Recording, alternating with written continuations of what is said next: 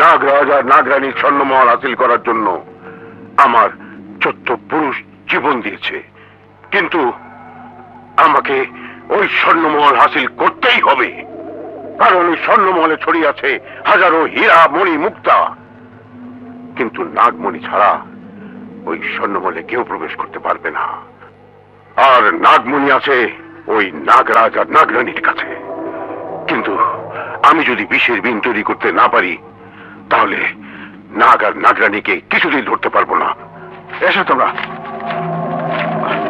সর্দার, সর্দার ওদের নিয়ে এসেছে।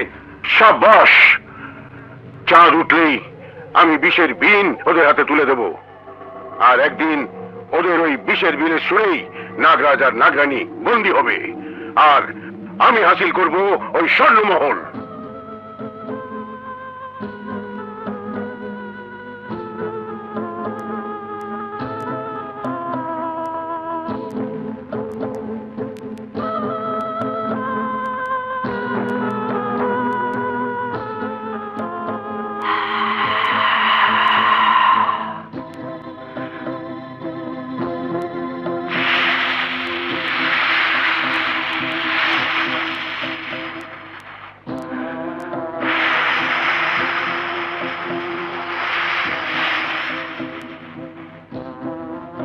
এইমাত্র আমাদের সাধনার 1000 বছর পূর্ণ হয়েছে, তাই আজ পূর্ণিমার রাতে আমরা আমাদের স্বর্ণমহল থেকে বেরিয়ে খোলা আকাশের নিচে গেলে পূর্ণিমার চাঁদের আলো আমাদের শরীরে পড়লেই আমরা মানুষের রূপ নিতে পারবো, আর তখন থেকে আমরা কিশোর থেকে ধীরে ধীরে মানুষের মতো বড় হতে থাকবো।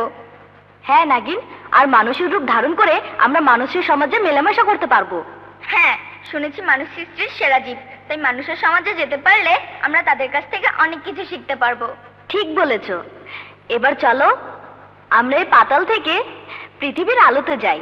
হ্যাঁ চলো, একটু পরেই পূর্ণিমার চাঁদ উঠবে।